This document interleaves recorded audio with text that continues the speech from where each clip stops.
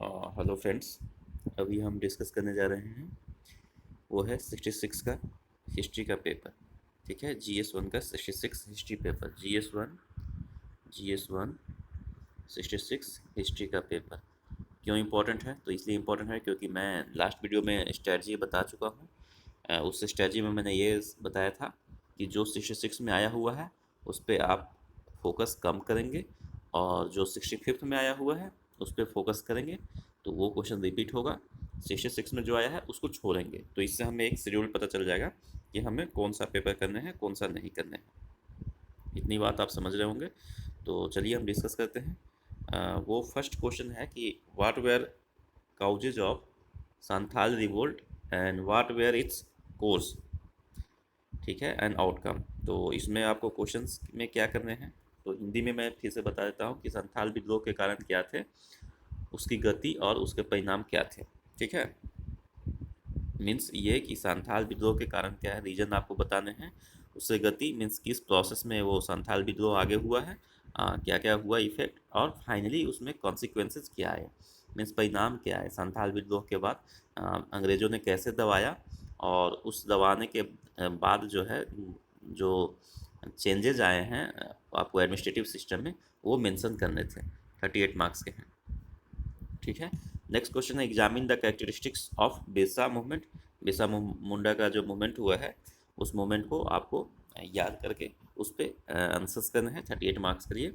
ठीक है, नेक्स्ट है Champaran Satyagraha was watershed in the freedom struggle explain.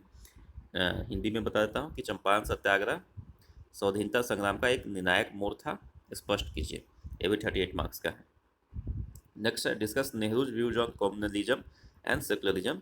सांप्रदायिकता और धर्मनिरपेक्षता पर नेहरू के विचार की विवेचना कीजिए। ये 38 मार्क्स का है।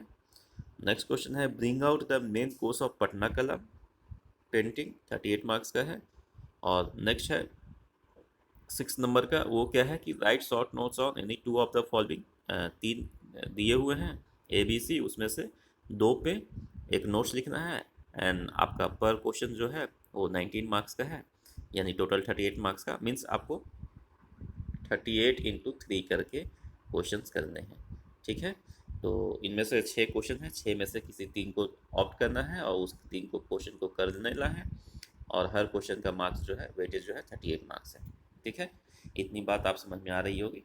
तो देखते हैं कि 6 वाले में किन किन के बारे में। तो गांधी जी का व्यूज ऑन सत्याग्रह, उसके बाद जब Jayaprakash Narayan and the Quit India Movement. ठीक है, उसके बाद सुभाष चंद्र बोस एंड INA। तो ये क्वेश्चन है 66 का।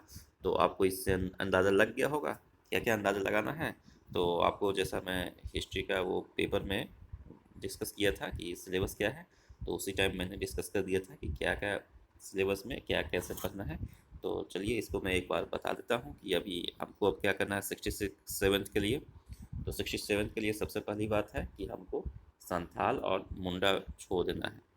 ठीक है, संथाल मुंडा छोड़ देना है। ठीक है ना, वो आपको ये मुंडा विद्रोह, दो विद्रोह आपको छोड़ने हैं, ये नहीं करना है। ठीक है, जनजातीय आंदोलन में इसको छोड़ देते हैं। ठीक है ना। सेकेंड पॉइंट है वो, ये देखिए एक ही पेपर में दोनों आ चुका है, तो कम ही चांस है कि इस बार रिपीट करें। तो ये आपको रिवोल्ट वाला जो पोर्शन है, ट्राइबल रिवोल्ट, उसको वो करना है। इस पे हमको ज़्यादा फोकस नहीं करना है, नोट्स बनाने की कोशिश करके हम अपना टाइम वेस्ट यहाँ पे नहीं करेंगे। नेक्स्ट है कि Champaran Satyagraha was a watershed in the freedom struggle. Champaran पूछता है। ठीक है, तो चंपारण आपको नहीं पूछ के, अब गांधी जी पूछ सकता है, गांधी जी का योगदान। तो गांधी जी का पेपर में गांधी जी का योगदान चंपारण में क्या कॉन्सिक्वेंसेज रहे थे, और उन्होंने क्या किया था यहाँ आके, तो उसका क्वेश्चन करने हैं हमें। पर चंपारण पे अब कोई वो फोकस नहीं करना है चंपारण के बारे में कि वो वाटर सेट मूवमेंट था कैसे था, इसको नहीं करना है। नेक्स्ट क्वेश्चन है, इसमें मैं एक बार और बता देता हूँ कि चंपारण के अलावा आपको क्या क्या करने हैं। तो NCM करने हैं, क्वेश्चन नहीं आया है इससे। ठीक है, उसके बाद आपको CDM करने हैं, सिविल डिसऑबीडियंस मूवमेंट करने हैं, अभी क्वेश्चन नहीं आया है। और क्विट इंडिया मूवमेंट का क्वेश्चन जयप्रकाश नारायण के लिए आया है, लेकिन आप आपको Quit India Movement as a whole एक अलग से क्वेश्चन तैयार करने हैं। ठीक है। तो अभी आप यहाँ क्या देखेंगे, संथाल मुंडा नहीं करने हैं, उसके जगह हम क्या करेंगे, अब 1857 का क्वेश्चन करेंगे, 1857 की क्रांति। और हम देखेंगे कि 1857 की क्रांति में किस प्रकार जो है यहाँ पे कुंवर सिंह ने पार्टिसिपेट किया था, और कुंवर सिंह का रोल 1857 की क्रांति में देखेंगे। ठीक है। तो role of Kunwar Singh in 1857 revolt and India and Bihar importance in 1857 revolt. ठीक है। तो ये क्वेश्चन करेंगे, तो याद रख लेंगे, कहीं पे मैं लिख देता हूँ यहाँ कुंवर सिंह के बारे में, कुंवर सिंह और 1857 रिवोल्ट को हमको करना है। ठीक है। नेक्स्ट क्वेश्चन है, वो है डिस्कस नेहरू व्यू, जो हमने बताया है। तो नेहरू जी का कम्युनलिज्म और सेकुलरिज्म पे व्यूज आए हैं। तो अब क्या आ सकता है, तो उनका फॉरेन अफेयर्स आ सकता है। ठीक है। वो मे बी कि आपको एज इट इज 38 मार्क्स में नहीं आए, पर 19 वाले में आ सकता है। तो उनका जो विदेशी जो उनका विचार थे, ठीक है ना, वो आप करके जाएंगे। नेक्स्ट है कि bring out the main features of Patna कलम। देखिए ये आर्ट्स में 3 चीज़ें हैं, पाल, और उसके बाद आपको मौर्य और गुप्ता, सॉरी गुप्ता बोल रहा हूँ, मधुबनी। मधुबनी जनरली पूछा नहीं है, कभी कभी मे भी किसी क्वेश्चन में आया हुआ हो। तो मधुबनी तो देखेंगे, एक बार उसको कर लेंगे, बहुत बड़ी चीज़ नहीं है।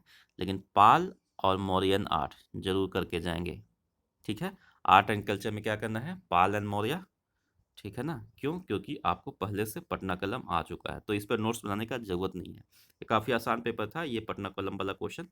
लेकिन अब हमको इसी चीज़ को पटना के बजाय हम पाल पे फोकस करेंगे, मौर्य पे फोकस करेंगे। क्वेश्चन नहीं आया है 66 में, नहीं आया है, तो 67 में पाल और मौर्य आएगा।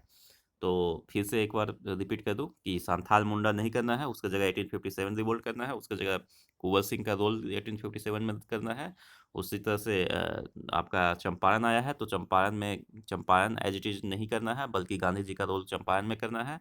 उसके बाद आपको नॉन कॉपरेशन मूवमेंट नहीं आया है, सिविल डिसऑबिडियंस मूवमेंट नहीं आया है, क्विट इंडिया मूवमेंट नहीं करना, तो इस पोर्शन को फिर से करना है, नोट्स बनाइएगा।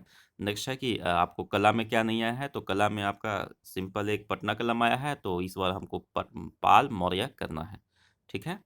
नेक्स्ट क्वेश्चन है कि write short notes on Gandhi views on सत्याग्रह।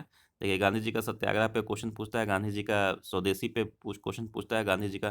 तो गांधी जी काफ़ी इंपॉर्टेंट है, तो आप सत्याग्रह आ गया है, तो बाकी चीज़ें जो है गांधी जी का स्वराज पे जो है वो करना है। गांधी जी का विचार जो है वो आपको सत्य अहिंसा पे करना है। गांधी जी का विचार जो है वो है ट्रस्ट पे है, वो करना है, ट्रस्टीशिप के बारे में करनी है। गांधी जी का विचार जो है वो आपको सोशल चेंजेस में करनी है, या पॉलिटिकल चेंजेस जो है उस पर करनी है। ठीक है।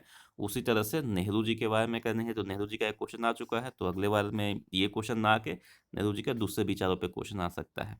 ठीक है। एंड फाइनली नेहरू जी का कॉम्युनलिज्म और सेकुलरिज्म है। ठीक है ना, तो इन चीज़ों पे सांप्रदायिकता और धर्मनिरपेक्षता पे बात है, तो उनका एक क्वेश्चन आ सकता है कि कम्युनिज्म पे आ सकता है या सोशलिज्म पे आ सकता है। ठीक है। तो सोशलिज्म जरूर करके देख, एक आंसर तैयार करके रखेंगे। और एक बच गया टैगोर साहब, तो टैगोर जी का क्या करना है, तो टैगोर जी का पूरा एक जीवनी ही आप कर लेना है। वो कैसे एक बढ़िया पेंटर थे, कैसे जो है एक अच्छा कवि थे, कैसे जो है वो कवि में लोगों का दर्द को समझते थे, कैसे उनका इंटरनेशनल रिलेशन में, इंटरनेशनल में उनका क्या विचार था देश के बारे में, इंटरनेशनल लेवल पे वो क्या सोचते थे, इंटरने उनका जो फॉरेन अफेयर्स जो विचार हैं फॉरेन अफेयर्स का, वो क्या थे, ये काफ़ी इंपॉर्टेंट है, तो इसको कर लेना है। ठीक है। तो ठीक है, ये सेक्शन 1 जो है हम हिस्ट्री का डिस्कस कर चुके हैं, 66 बीपीएससी का। अगले टॉपिक में हम दूसरे सेक्शन को डिस्कस करेंगे। Thank you.